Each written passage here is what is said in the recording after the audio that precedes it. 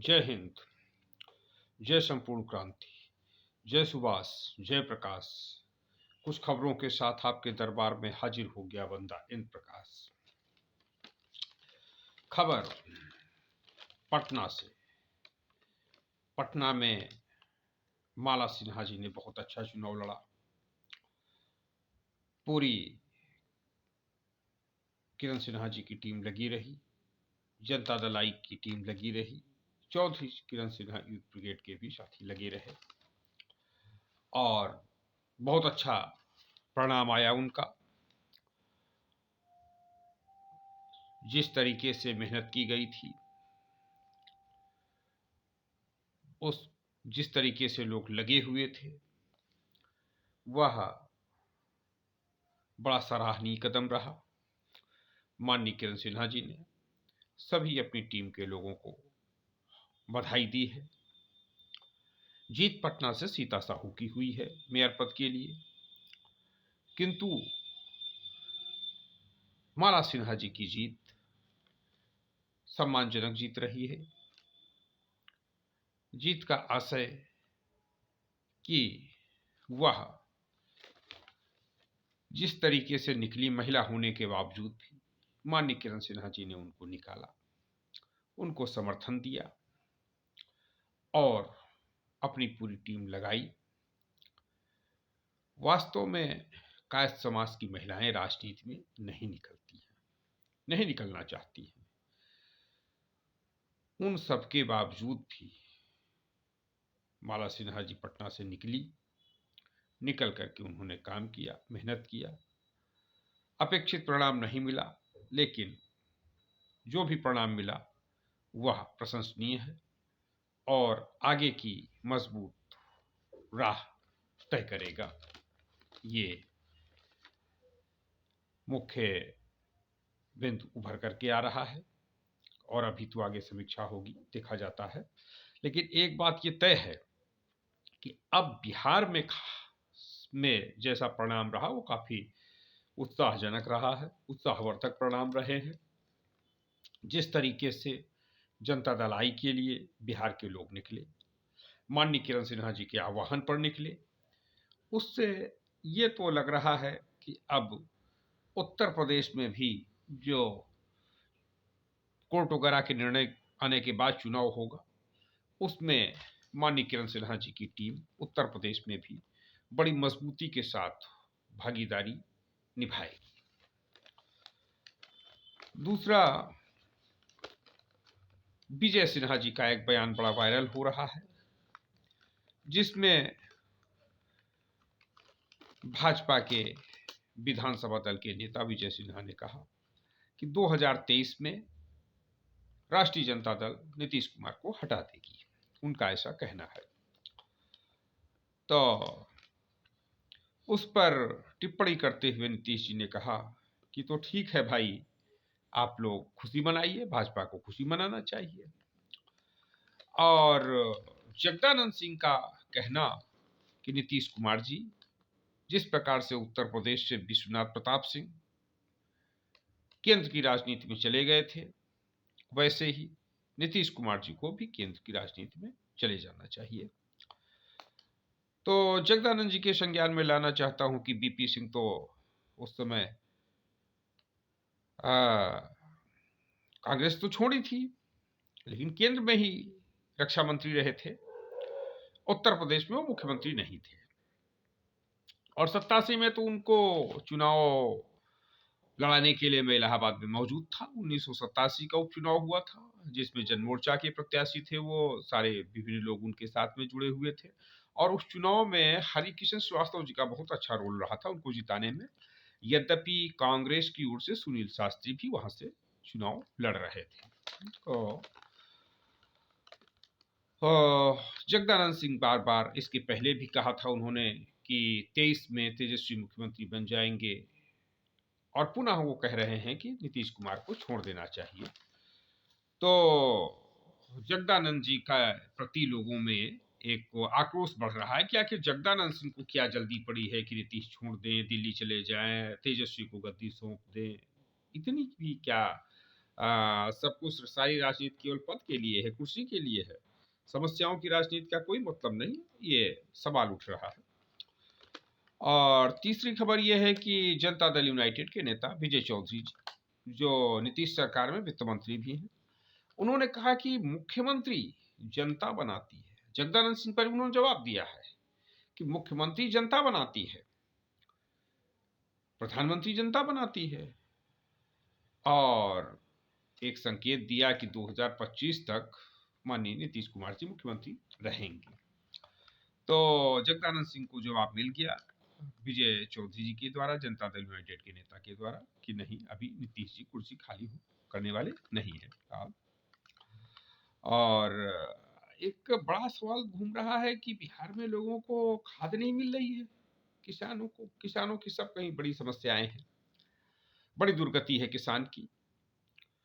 तो किसान को खाद नहीं मिलता है, समय से बीज नहीं मिलता है, सिंचाई के लिए पानी नहीं मिलता है, ये सब तमाम दिक्कतें होती हैं।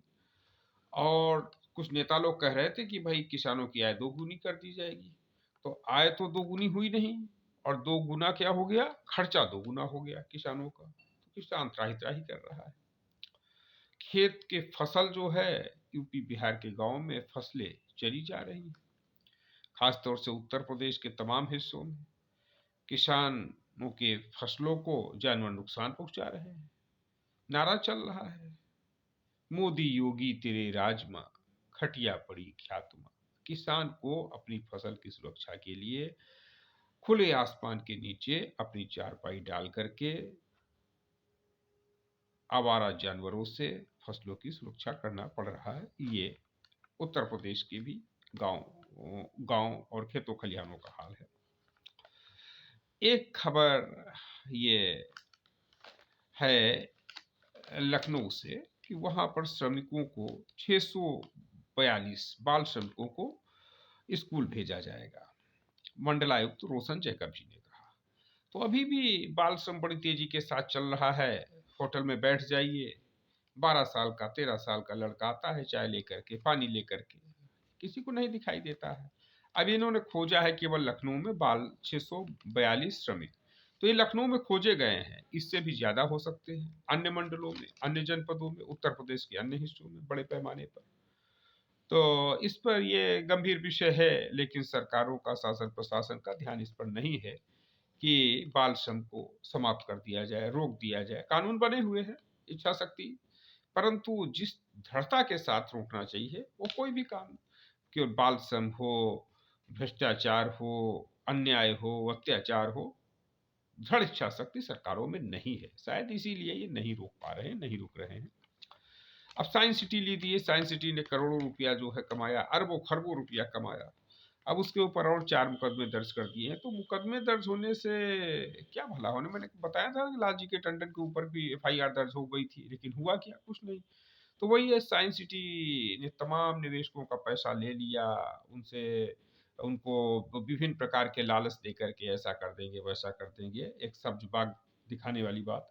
लेकिन उसका परिणाम कुछ नहीं निकल रहा है कि साइंस सिटी के कुछ लोगों को गिरफ्तार किया जाए, और कुछ लोग हालांकि गिरफ्तार भी हुए हैं, और उनसे पैसा दिलवाया जाए। कोई ऐसी सुविधा ले कि निवेशकों को पैसा मिल सके। सही न्याय तभी होगा कि जिन फाइनेंस कंपनियों में निवेशकों ने पैसा लगाया है, उन कंपनियों से पैसा दिलवा दिया जाए। और तमाम तो कंपनियां भाग गई, मैं कई बार बता चुका हूँ।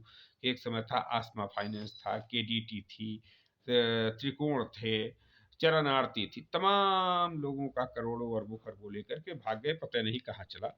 और उस समय के कई मंत्री कहते थे कि बुआरन में भैया रुपया ले आओ, जुआरन में यहाँ रुपया ले आओ, हमका दे जाओ, वो बुआरन में यहाँ कमाओ जाए, पैसा जितना हो सके जमा करा लियो, ये रुपया कबो वापस नहीं देखे। मैंने फाइनेंस कंपनी में जो लोग काम कर रहे थे अपने कार्यकर्ताओं के द्वारा, एजेंटों के द्वारा, जो कलेक्शन का जो व्यक्ति करता है उसको आमतौर से एजेंट कहा जाता है। तो उसके द्वारा वो मना स्थिति बना के बैठे थे कि जो पैसा हम ले रहे हैं निवेशक से, निवेश करा रहे हैं, उसको वापस नहीं करना है। वो बस पैसा हम लूटने के लिए, एक पैसा लूट का लाइसेंस मिल गया, उसके बाद रुपया केवल लेना है, लेना है, कभी नहीं देना है। कहीं कानून में फंसे तो थोड़ा बहुत पैसा खर्च कर दिया। ये मानसिकता है फाइनेंस कंपनियों का, व्यापार करने वाले लोग, फाइनेंस कंपनियों का लाइसेंस देने वाले लोग, वो पूरे शासन प्रशासन की मंशा है, सरकार की मंशा है। तो ये है, जमीनों पे तमाम बुलडोजर चल रहे हैं, लेकिन एक दूसरी तरफ तमाम जमीनें हैं जिन पर दूसरे लोग कब्जा किए हुए हैं, उनकी जमीनें नहीं छुड़वाई जा रही हैं, केवल दिखाया जा रहा है बुलडोजर यहाँ चल गया वहां चल गया। और जबकि तमाम जमीनों पर अवैध रूप से सत्ता पक्ष से जुड़े हुए लोग काबिज हैं। वही सत्ता पक्ष के लोग जुड़े हुए जो जब समाजवादी पार्टी की उत्तर प्रदेश में सरकार थी तो सपा में थे, आज भाजपा में है, भाजपा में है, कल जनता दल की सरकार आ जाएगी, जनता दल में चले जाएंगे। तो ये दल बदलते रहते हैं। ब्रजेश पाठक हुए, नरेश अग्रवाल हुए, जयप्रकाश रावत हुए, अशोक रावत हुए, तमाम लोग ऐसे हैं जो कि केवल शासन सत्ता जिसकी होती उसी के साथ हो जाते हैं और अपना माल काटते रहते हैं। और ये विशेष बात हावड़ा से खबर है कि आज भारत में वो हावड़ा में एक बुलेट ट्रेन वगैरह का उद्घाटन था। तो उसके लिए ममता बनर्जी जब वहां पहुंची तो भाजपा के लोगों ने जय श्री राम के नारे लगाए और फिर ममता बनर्जी वहां पे मंच पे बैठी नहीं और वो लौट गई। अब ये चर्चा इस बात की है कि जय श्री राम का नारा तो ठीक है भाई कहीं लगाइए, लेकिन किसी को चिढ़ाने के लिए लगाया जाए तो ये शोभा नहीं देता है। और खासकर आज ऐसे मौके पर जबकि प्रधानमंत्री, भारत के प्रधानमंत्री माननीय नरेंद्र मोदी जी की माता का दुखद निधन हो गया। तो ऐसी अवसर पर तो जोरदार नारे लगाना, हर्ष प्रकट करना ये शोभा नहीं देता है। तो ये सब चर्चाएं चल रही थी। और इधर ये प्रधानमंत्री माननीय नरेंद्र मोदी जी की माता जी हीराबेन जी के निधन पर जनता दल आई इंद्र कुमार गुजराल की राष्ट्रीय अध्यक्ष माननीय श्रीमती चौधरी किरण सिन्हा ने गहरा दुख व्यक्त किया और भगवान चित्रकूट जी महाराज से कामना किया कि शोक संतप्त परिवारीजनों को इस दुख की घड़ी में अपार दुख सहन करने की अपार शक्ति प्रदान करें। ऐसा उन्होंने भगवान चित्रकूट जी से कामना किया। और यही कुछ खास बातें थी। बिहार का एक और प्रकरण आया कि वहाँ मनेर सोन नदी में नाव डूब गई। तो नाव डूबने से 7 लोगों का जो है दुखद अंत हो गया और कटिहार में 7 ट्रक पानी में गिर गए। तो अब ये है कि ये इस प्रकार की स्थिति है कि ट्रक पानी में गिर रहे हैं और दुर्भाग्यजनक स्थिति है कि कैसे जो है जल की स्थिति की जल अपने आगोश में ले लिया उसने ट्रकों को, जो है गंगा का पानी। और एक बड़ी खबर बगहा से लेकर के है कि बगहा में एक हीरा लाल नामक व्यक्ति क्या निधन हो गया। तो पहले बात चली कि भाई शराब पीने से उसकी मृत्यु हो गई, लेकिन बाद में फिर पता चला कि नहीं नहीं वो शराब पीने से नहीं, बीमारी से मृत्यु हुई और उसका अंतिम संस्कार भी बड़ा जल्दी करा दिया गया। तो लोगों का कहना है कि भाई उसका जो है ऐसा क्या हो गया कि पहले परिवारजनों ने कहा शराब पी लिया, शराब पी लिया, और उसके कुछ ही समय बाद कहा कि नहीं शराब नहीं पिया, बीमारी से मृत्यु हो गई। तो ये ऐसे सवाल हैं जिन पर जनता को हस्तक्षेप करना होगा। और जनता को हस्तक्षेप करने के लिए फिर लोकनायक जयप्रकाश नारायण जी का जो एक सिद्धांत रहा है कि भाई संपूर्ण क्रांति, हर स्तर पर क्रांति, सामाजिक, शैक्षिक, आर्थिक, राजनीतिक हर स्तर की क्रांति को आगे बढ़ाया जाएगा, तभी संपूर्ण क्रांति होगा और तभी सबको अच्छे ढंग से न्याय मिल सकेगा। उत्तर प्रदेश की एक बड़ा चर्चा का विषय जो चल रहा है वो ये चल रहा है कि गठबंधन को लेकर के। तो गठबंधन को लेकर के पिछला चुनाव जो रहा था 2019, उसमें मोटा मोटा सपा बसपा ने गठबंधन किया। उस गठबंधन में जनता दल आई इंद्र कुमार गुजराल और राष्ट्रीय लोकदल भी शामिल था, लेकिन आमतौर से राष्ट्रीय लोकदल की बात नहीं हो पाती है। और जनता दल आई की मैडम सिन्हा को समाजवादी पार्टी के टिकट पर चुनाव लड़ाया गया। लखनऊ से वो चुनाव लड़ी, मैं उनका चुनाव प्रचार कर रहा था, चुनाव संचालक की भूमिका में था। तो 19 में सपा बसपा का मोटा मोटा गठबंधन हुआ और 17 में सपा और कांग्रेस का गठबंधन हुआ था। 19 में कांग्रेस के साथ गठबंधन नहीं हो पाया। अब इसके पीछे की कई वजहें रही होंगी, वो कभी खुल करके न तो कांग्रेस के लोगों ने बताया, न ही सपा के लोगों ने बताया। अब की जब चुनाव हुआ 2022 का, तो सपा और कांग्रेस का गठबंधन नहीं किया गया, नहीं हुआ गठबंधन। जब चुनाव हार गए तो कांग्रेस मात्र 2 विधानसभा सीटें उत्तर प्रदेश में जीत सकी। एक प्रतापगढ़ से जो परंपरागत सीट है प्रमोद तिवारी की, तो उनकी बेटी मोना मिश्रा वहां से जीत गई, आराधना मिश्रा और मोना मिश्रा। और दूसरी सीट महाराजगंज में, और महाराजगंज पे एक विधानसभा सीट, वहां से कांग्रेस के प्रत्याशी जीते। अब बात यह है कि जब 22 में चुनाव परिणाम आया गया, दिल्ली में मीटिंग हुई, तो फिर प्रियंका गांधी ने कह दिया कि उत्तर प्रदेश में कोई गठबंधन नहीं किया जाएगा। तो कांग्रेस गठबंधन के पक्ष में नहीं है, अकेले लड़ेगी। और अब कांग्रेस की ही राह पर सपा और बसपा भी चल पड़ी है।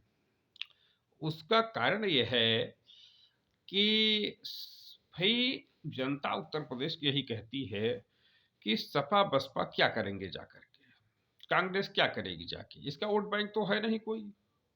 कांग्रेस तो थोड़ा बहुत बाहर है भी, लेकिन सपा तो उत्तर प्रदेश के बाहर बिल्कुल ही नहीं है। बसपा उत्तर प्रदेश के बाहर वह भी नहीं है। तो अब उत्तर प्रदेश के बाहर कौन है, तो यह सोच करके सपा को वोट नहीं उसके साथ जा रहा, बसपा को वोट नहीं जा रहा बसपा के साथ। और बात यही होती है कि भाई अगर मान लो 10-5 सीट दे भी गए तो ये सरकार बनने बिगड़ ले, वही सौदा वौदा करके काम खत्म कर लेंगे, लेकिन कोई बड़ी जिम्मेदारी का निर्वहन नहीं कर पाएंगे। तो जनता उत्तर प्रदेश में लोकसभा के चुनाव में खासतौर से न सपा के साथ खड़ी हो रही, न बसपा के साथ, न कांग्रेस के साथ खड़ी हो रही है। अब जो आशा की किरण दिख रही है, विश्वास की किरण दिख रही है कुछ, वह है माननीय किरण सिन्हा।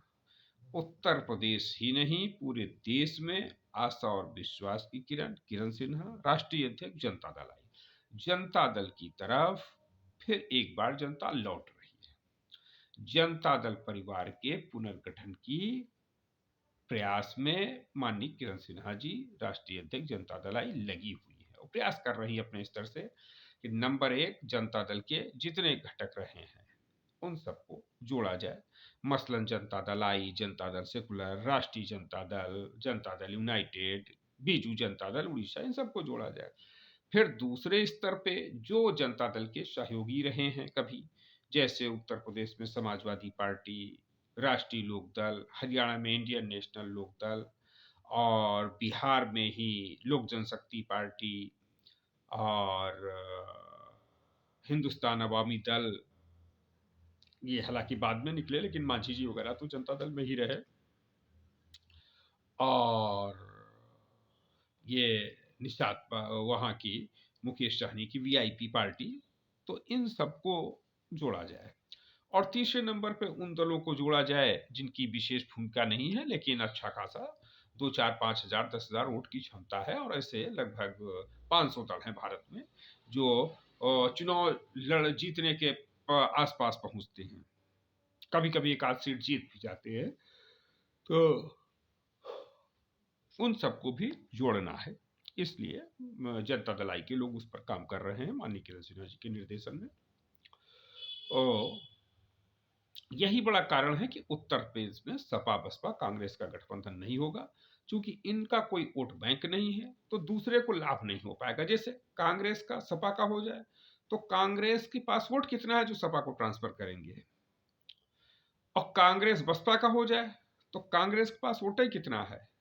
अब 5 सीट देंगी कांग्रेस को। अब कांग्रेस कहेंगे नहीं नहीं नहीं, हम 5 सीट नहीं लेंगे। तो इसलिए 80 सीट वाले राज्य में गठबंधन नहीं हो पाएगा। और जो रही बात तो सपा और बसपा की, तो पिछला गठबंधन का असर ये रहा कि वोटर नहीं गया, क्योंकि लंबे समय तक जो बसपा का बेस वोट है उसके ऊपर सपा के लोगों ने से मेल मिलाप नहीं होता है। जो बसपा का वोटर है और सपा का वोटर है उसका मेल मिलाप मतदाताओं का नहीं होता है, वो अलग अलग रहते हैं। और नेताओं का मेल मिलाप हो गया कि भाई हम भी कुछ बनेंगे, तुम भी कुछ बनोगे। लेकिन अब यह है कि जब मेल मिलाप नहीं होगा, कोई रिजल्ट नहीं निकलने वाला है। अगर इन पार्टियों का गठबंधन हो भी जाए तो कोई अच्छा रिजल्ट नहीं निकलेगी। तो ये पार्टियां भी सोच रही हैं कि नहीं, अब हमको कम से कम लोकसभा में तो हम गए गए काम से, भैंस गई पानी में, लोकसभा में तो हम गए, हमारा कोई मतलब नहीं रहा। अब कम से कम हम लोग अगर उत्तर प्रदेश की सभी सीटों पर चुनाव लड़ लेंगे तो हमारा संगठन बनेगा। हर विधानसभा क्षेत्र में लोकसभा के माध्यम से हमारे लोग जाएंगे, कुछ लोग खड़े होंगे और तैयारी, कहीं पर नजरें, कहीं पर निशाना। तो इनका निशाना विधानसभा है, सपा हो या बसपा हो या कांग्रेस हो। कांग्रेस का भी गाहे गवाहे विधानसभा पर ही। जान रहे हैं कि उत्तर प्रदेश में इस लोकसभा के चुनाव में 24 में कुछ नहीं होना, लेकिन फिर भी प्रयास, तो वो चुनाव लड़ाएंगे, केवल ये सब चुनाव लड़ाएंगे, कोई गठबंधन नहीं करेंगे। और चुनाव केवल इसलिए लड़ाएंगे कि भाई कहीं इक्के दुक्के सीट जीत लिए तो जीत लिए, नहीं तो विधानसभा की तैयारी करना है। लोकसभा के बाद जो 2-2.5 साल बाद चुनाव होगा उसकी तैयारी में लगना है मुख्य, इसलिए ये सब अपने अपने तरीके से करेंगे। अब ये है कि जनता दल परिवार को एकजुट करने का काम जो माननीय किरण सिन्हा जी कर रही हैं उससे ही बड़ी उम्मीद है। तो ठीक है, इसी के साथ आप सबको जय हिंद।